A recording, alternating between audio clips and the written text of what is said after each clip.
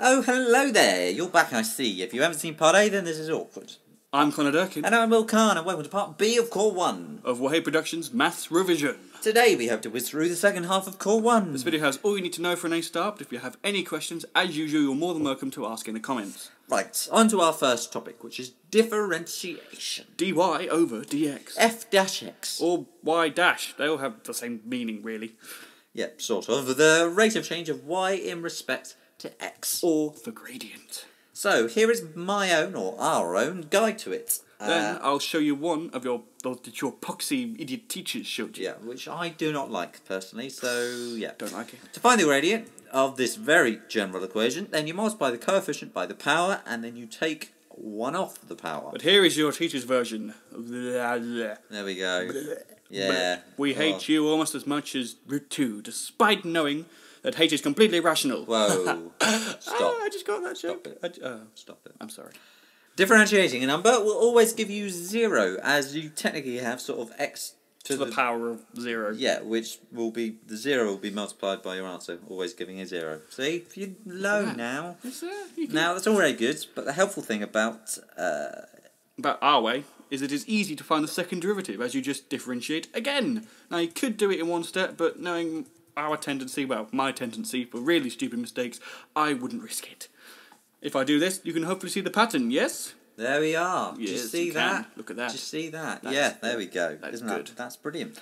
On to an example. Okay, that's quite a mean example, but generally always put it into the form where you have x's and coefficients, like so.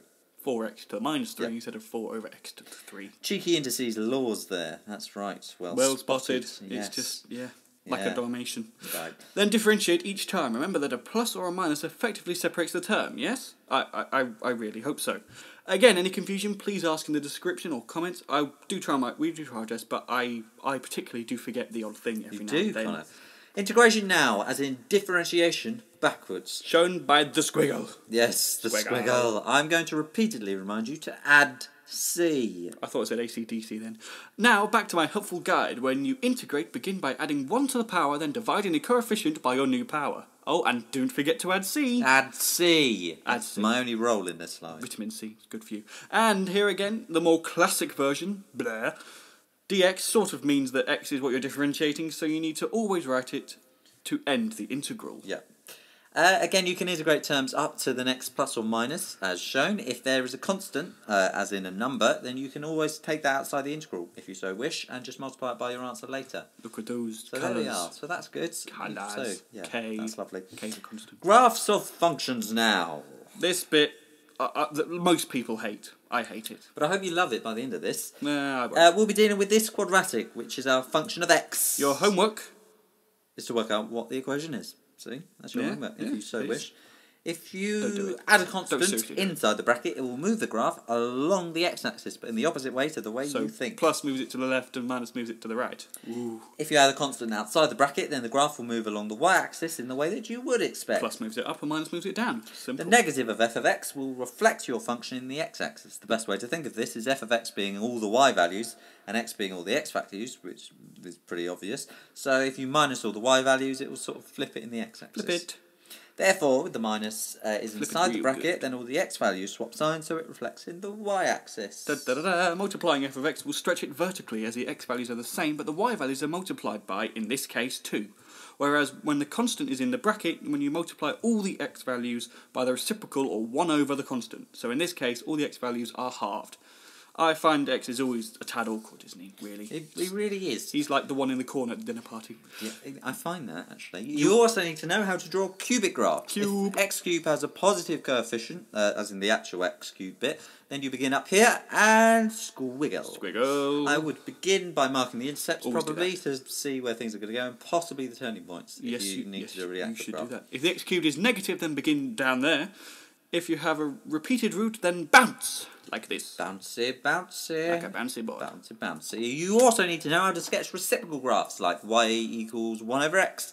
Ooh. Here you'll just need asymptotes drawn as dotted lines, and always labels. I haven't got an example, but you should know how to draw them anyway. They're always quite simple when you see one. Never touches the axis.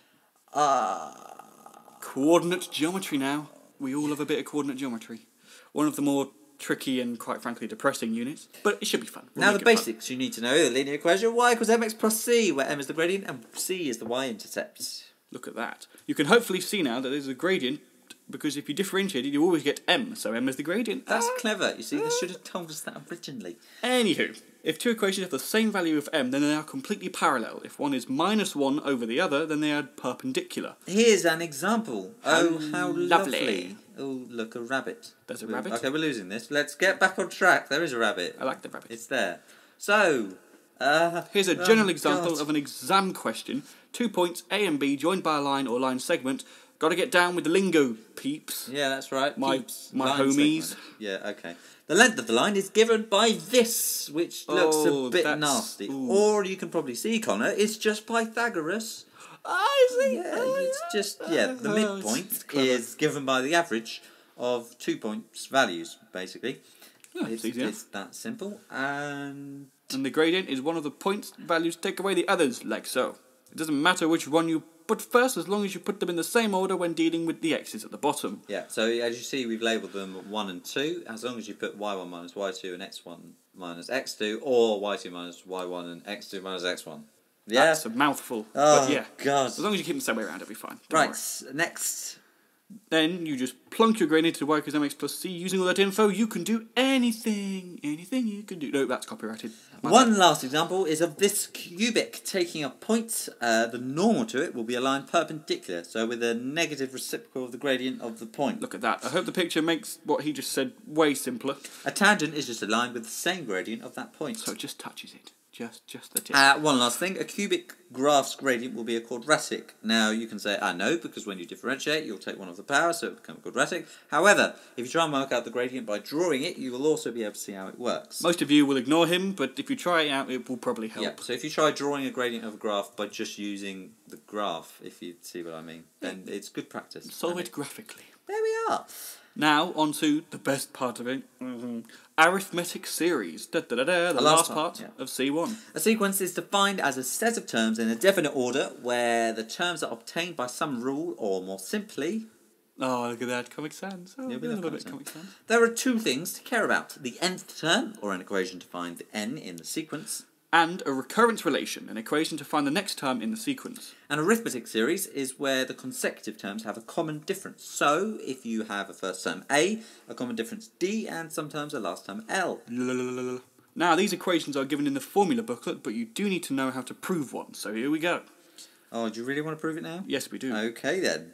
Begin by writing a bit of the start of the sequence out and a bit of the end out, really, like so. Look and at then that. write Oh, it out my Lord. again below, but backwards. So you've just Backwards? reordered the terms. Rewind. Then here's the trick. You add them together and all the D's will cancel out. Get rid of the D's. There's a joke. I'm sure there is a joke there, but I'm tired, so no Then joke. you get 2Sn as the sum of a sort of A plus L, and you have sort of 1A plus L for every term in the sequence, if that makes sense. So you have n numbers of them. Yes, you have n of them. So to get Sn on its own, you just rearrange like really easily, Look at that. and boom, you have the equation. They were given it in the formula booklet. Never mind. Okay. Finally, let's start getting used to this sum notation, as it becomes very important in C2. C2. So I'm just going to introduce it to you now, and you need to know real basics about it, although they really ask, rarely even. Basically, begin with the term underneath and apply to the general terms, and keep doing it until you get to the top number. Quite simple, really. Yeah. So yeah, it's that simple. Simple. Really, everything you need to know for C1 has been in this video, as usual. If you have any questions, or if you'd like to compliment us, then please Or harass let us. me know in the comments. Any complaints, please go put them on the Psychology AS video, as everyone else has been. I've been Will Carne. I've been Connor Durkin. Thank you very much for watching. Au And revoir, TTFN. Guten Tag to you all.